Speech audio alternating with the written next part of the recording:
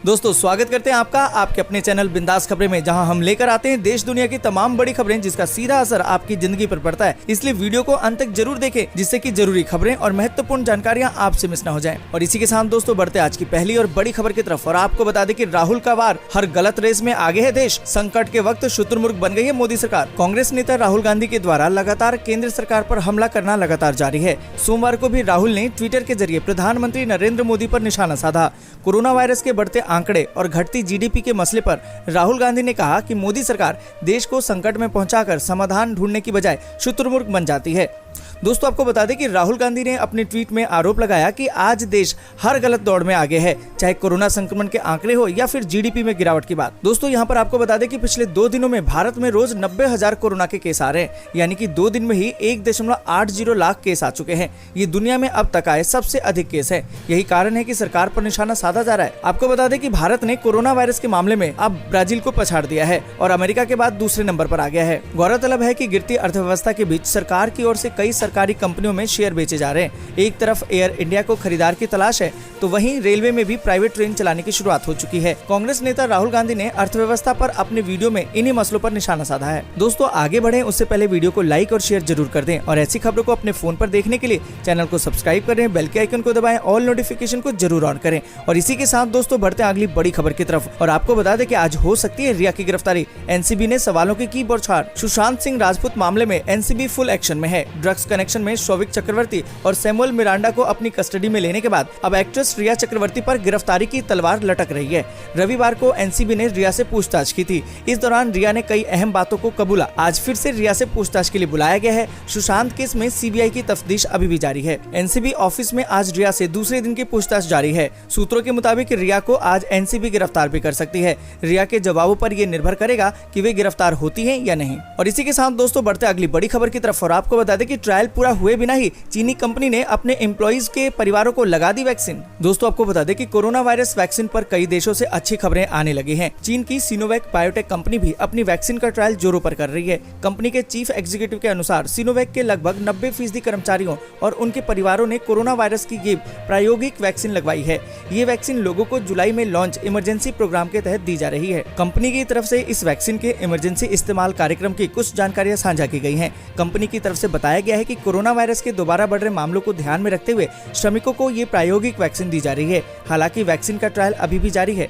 Vaccine का emergency programme कुछ खास समूह के लोगों के लिए है, जिसमें कि चिकित्सा कर्मचारी, फूड मार्केट में काम करने वाले लोग, ट्रांसपोर्टेशन और सेवा क्षेत्रों में जुड़े हुए लोग शामिल हैं। सिनोवैक की वैक्सीन कोरोना वैक के तीसरे चरण का ट्रायल अभी भी जारी है। वैक्सीन की इमरजेंसी स्कीम भी इसी ट्रायल का हिस्सा है। कंपनी के सीईओ ने राइटर्स को बताया कि ये वैक्सीन लगभग 2000 से 3000 कर्मचारियों और उनके परिवारों को वॉलंटरी आधार पर दी गई है। और इसी के साथ दोस्तों बढ़ते अगली बड़ी खबर की तरफ। अगली बड़ी खबर जो निकल कर आ रही है, क्या है इंडियन रेलवे की क्लोन योजना। वेटिंग टिकट से मिलेगी मुक्ति, मिलेगी कंफर्म सीट। कोरोना काल में अपने घरों से लौट रहे लोगों को अब वेटिंग टिकट होने पर भी सीट मिल सकेगी। इंडियन रेलवे ने लंबी वेटिंग लिस्ट से परेशान यात्रियों की समस्या का समाधान करने का अब फैसला किया है। इस फैसले से 1 से 1.5 महीने की चल रही वेटिंग लिस्ट से लोगों को निजात मिल सकेगा और यात्री आराम से कंफर्म बर्थ पर यात्रा कर पाएंगे। इसके लिए इंडियन रेलवे क्लोन ट्रेन चलाने जा रहा है। दोस्तों यहाँ पर आपको बता दें कि रेलवे बोर्ड के चेयरमैन वीके यादव ने 12 सितंबर से चलने वाली 80 नई स्पेशल ट्रेनों की घोषणा के साथ ही क्लोन ट्रेनों को चलाने का भी ऐलान किया। यादव ने कहा कि रेलवे वर्तमान में चल रही सभी ट्रेनों की निगरानी करेगा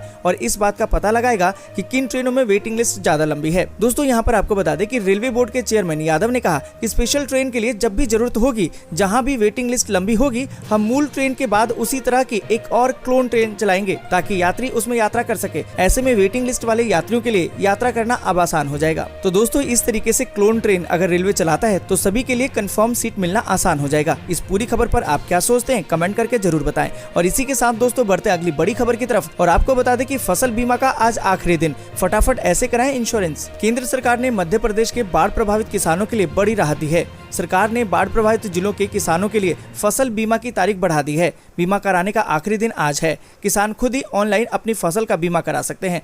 दोस्तों यहाँ पर आपको बता दें कि प्रधानमंत्री फसल बीमा योजना के तहत मध्य प्रदेश के बाढ़ प्रभावित 5 जिलों रायसेन, सीहोर, होशंगाबाद, देवास और हरदा में फसल बीमा प्रीमियम भरने की आज आखिरी तारीख है। इससे पहले ये तारीख 31 अगस्त थी। यहाँ पर आपको बता दें कि फसल बीमा की तारीख बढ़ाए जाने को लेकर प्रदेश के कृषि मंत्री कमल पटेल ने प्रधानमंत्री केंद्रीय कृषि मंत्री को पत्र लिखा था।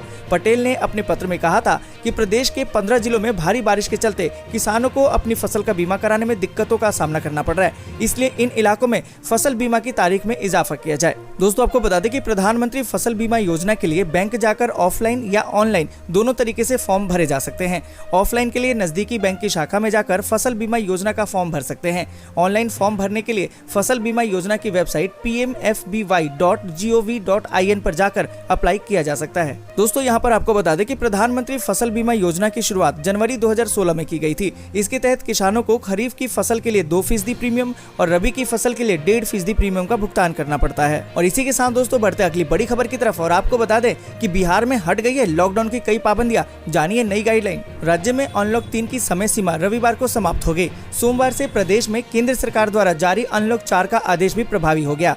बिहार में भी अनलॉक 4 का वही आदेश लागू होगा जो केंद्र सरकार ने 29 अगस्त को पूरे देश के लिए जारी किया था। प्रदेश में केंद्र सरकार का आदेश स्वतः लागू हो गया है। पहले ये व्यवस्था थी कि राज्य सरकार अपने स्तर से लॉकडाउन या अनलॉक को लेकर दिशा निर्देश जारी कर सकती थी, लेकिन अनलॉक 4 को लेकर केंद्र द्वारा जारी किए गए नए आदेशों में ये कहा गया कि बिना केंद्र के आदेश के राज्य सरकार अब कोई नया आदेश जारी नहीं कर सकती। लिहाजा बिहार में नया आदेश लागू करने के लिए अब केंद्र सरकार से इजाजत लेनी होगी। दोस्तों, यहाँ पर आपको बता दें कि अनलॉक 4 की गाइडलाइन के मुताबिक 21 सितंबर से 100 लोगों की मौजूदगी में सामाजिक, एकेडमिक, खेल, मनोरंजन, सांस्कृतिक, धार्मिक और राजनीतिक कार्यक्रम हो सकेंगे।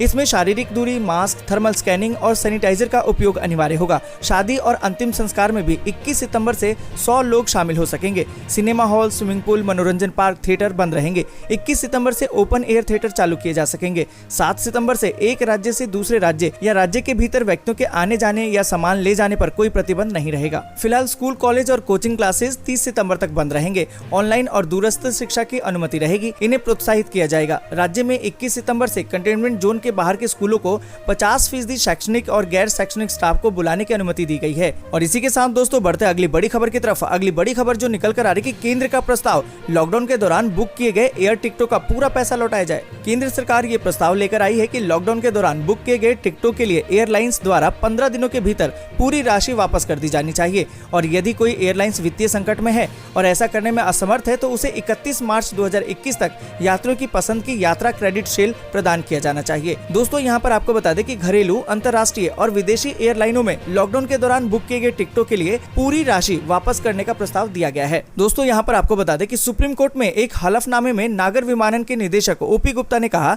कि घरेलू एयरलाइनों के लिए यदि टिकटों को सीधे एयरलाइन या फिर एक एजेंट के माध्यम से पहले लॉकडाउन अवधि 25 मार्च से लेकर 14 अप्रैल के दौरान 25 मार्च से लेकर 3 मई के बीच पहली और दूसरी लॉकडाउन अवधि में यात्रा करने के लिए बुक किया गया था तो ऐसे सभी मामलों में एयरलाइंस द्वारा तुरंत ही पूरा रिफंड दिया जाएगा। हलफनामे में कहा गया है कि अन्य सभी मामलों के लिए एयरलाइंस 15 दिनों के भीतर यात्री की एकत्रित राशि वापस करने के लिए सभी प्रयास करेगी। यदि वित्तीय संकट के कारण एयरलाइंस ऐसा करने में सक्षम नहीं है तो वे एकत्र किए गए किराए की राशि के बराबर यात्री को क्रेडिट सेल प्रदान करेंगे। यह क्रेडिट सेल उस यात्री के नाम से जारी किया जाएगा जिसने टिकट बुक किया होगा। यात्री अपनी पसंद के लिए किसी भी मार्ग पर 31 मार्च 2021 तक क्रेडिट सेल का इस्तेमाल करने के लिए सक्षम होंगे। और इसी के साथ दोस्तों बढ़ते अगली बड़ी खबर की तरफ और आपको बता दें कि जी एडवांस 2020 की 27 सितंबर को होगी परीक्षा।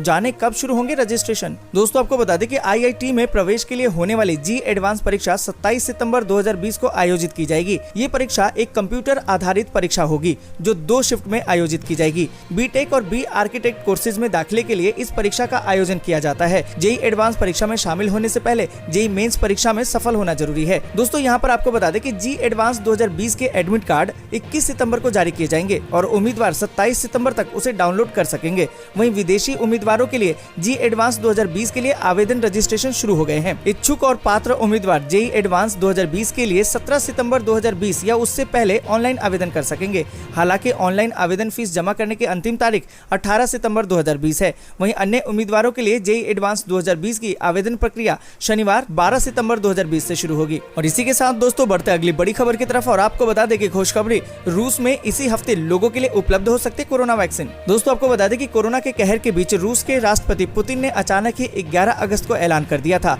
कि रूस ने कोरोना पर वैक्सीन बना ली है। इसके बाद पूरी दुनिया के एक्सपर्ट अचरज में पड़ गए थे। इसी बीच रूस ने फिर से खुशखबरी देते हुए बताया है कि इसी सप्ताह ये वैक्सीन आम लोगों के लिए भी उपलब्ध होगी। दरअसल रूस के एक शीर्ष अधिकारी ने बताया कि इसी हफ्ते से कोरोना वायरस वैक्सीन को आम नागरिकों के लिए जारी कर दिया जाएगा। इस वैक्सीन को रूसी राष्ट्रपति पुतिन ने 11 अगस्त को लॉन्च किया था। दोस्तों, आपको बता दें कि रूसी न्यूज एजेंसी ने रशियन एकेडमी ऑफ साइंसेज के डिप्टी डायरेक्टर डेनिस लोगुनोव के हवाले से कहा है कि वैक्सीन को रूस के स्वास्थ्य मंत्रालय की अनुमति के बाद व्यापक उपयोग के लिए जारी किया जाएगा। स्वास्थ्य मंत्रालय इस वैक्सीन का टेस्ट शुरू करने जा रहा है और हम जल्दी ही इसकी अनुमति हासिल कर लेंगे। रिपोर्ट के मुताबिक उन्होंने कहा कि आम लोगों को वैक्सीन उपलब्ध कराने के लिए निश्चित प्रक्रिया है। 10 से 13 सितंबर के बीच नागरिक के इस्तेमाल के लिए वैक्सीन के बैच की अनुमति प्राप्त करनी होगी और इसके बाद जनता को वैक्सीन लगाई जानी शुरू कर दी जाएगी।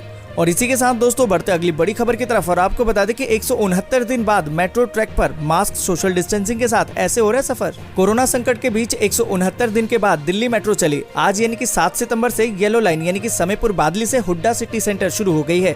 सुबह 7 बजे से हुड्डा सिटी सेंटर से समयपुर बादली के लिए मेट्रो रवाना हुई। इससे दिल्ली वासियों को एक राहत मिली है, लेकिन इससे भी यात्रा करने के कई नियम लागू कर दिए गए हैं। दिल्ली में कोरोना वायरस दिन पर दिन फैलता जा रहा है। ऐसे में प्रशासन तमाम तरह की सावधानियां बरत रही है। दोस्तों, यहाँ पर आपको बता दें कि मेट्रो में सफर करते समय यात्रियों को कई खास बातों का ध्यान रखना होगा। दिल्ली सरकार ने स्टैंडर्ड ऑपरेटिंग सिस्टम यानी कि SOP तैयार कर लिया है। तमाम प्रोटोकॉल को ध्यान में रखते हुए मेट्रो का परिचालन किया गया है, जिससे कि यात्रियों को किसी भी तरह की कोई दिक्कत ना हो। मेट्रो स्टेशन के बाहर एंट्री से पहले सैनिटाइजर की व्यवस्था की गई है। यात्रियों की थर्मल स्क्रीनिंग की जा रही है। टोकन के इस्तेमाल पर पूरी तरह से रोक लगा दी गई है। इससे वायरस के फैलने का खतरा ज्यादा है। मेट्रो कार्ड इस्तेमाल करने वाले यात्रियों को ही सफर की इजाजत मिल रही है। टिकट काउंटर पर स्मार्ट कार्ड या फिर मेट्रो कार्ड खरीदे जा सकते हैं। मेट्रो कोच के अंदर 1 मीटर की दूरी पर बैठना जरूरी होगा। साथ ही मेट्रो कोच के अंदर एयर कंडीशनर कंट्रोल किया जाएगा। नई गाइडलाइंस के तहत AC में ताजी हवा की मात्रा ज्यादा होगी।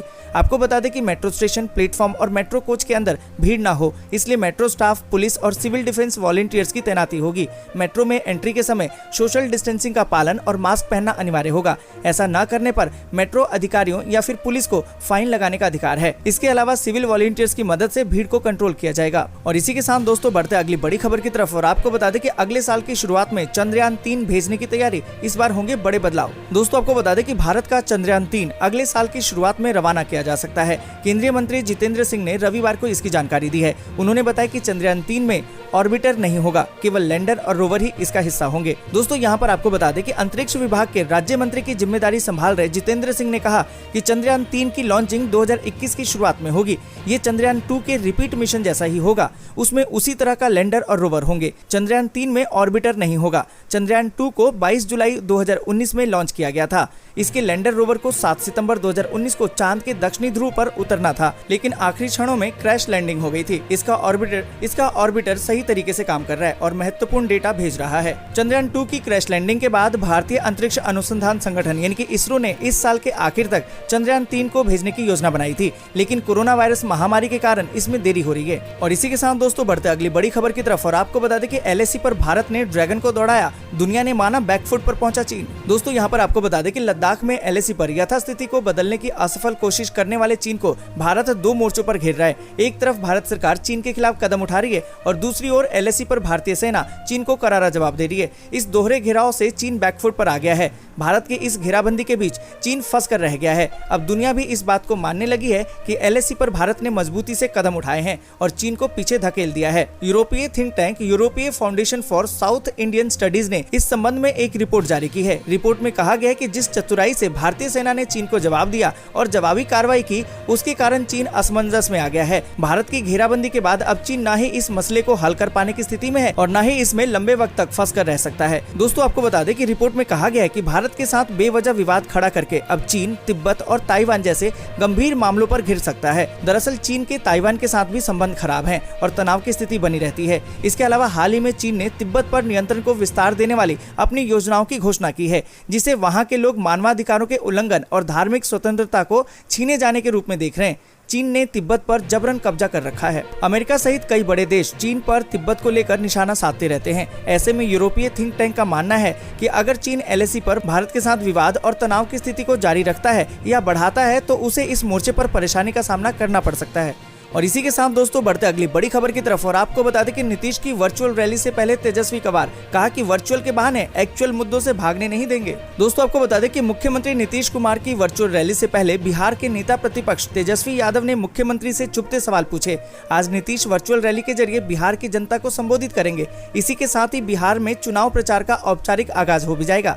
दोस्तों आपको बता दें कि इस वर्चुअल रैली से पहले आरजेडी के नेता तेजस्वी यादव ने सीएम नीतीश कुमार पर हमला बोला है। तेजस्वी ने कहा कि नीतीश कुमार की विगत 1 मार्च को गांधी मैदान में हुई एक्चुअल रैली का हर्ष पूरे देश ने देखा था। खैर वर्चुअल के बहाने हम उन्हें एक्चुअल मुद्दों से भागने नहीं देंगे। आशा है कि आज मुख्यमंत्री हमारे इन सवालों का जवाब देंगे। दोस्तों आपको बता दें कि तेजस्वी यादव ने एक के बाद एक नीतीश कुमार के सामने 10 सवालों की झड़ी लगा दी। तेजस्वी यादव ने पूछा कि विगत 15 वर्षों के आपके कार्यकाल में बिहार में बेरोजगारी, गरीबी, भुखमरी और पलायन क्यों बढ़ता गया। और दूसरा उन्होंने पूछा कि बिहार में बेरोजगारी की दर 46.6% सबसे अधिक क्यों है। बिहार बेरोजगारी का मुख्य केंद्र क्यों है। आगे उन्होंने पूछा कि नीति आयोग के सारे सूचकांकों पर बिहार साल दर साल क्यों पिछड़ता चला गया। नीति आयोग की रिपोर्ट के अनुसार शिक्षा, स्वास्थ्य और सतत विकास सूचकांक में बिहार अंतिम पायदान पर कैसे पहुंचा, इसका दोषी कौन है। और इसी के साथ उन्होंने आगे पूछा कि नीतीश कुमार बताएं कि उनके 15 वर्ष के कार्यकाल में 20,000 करोड़ से अधिक राशि 58 घोटाले क्यों हुए।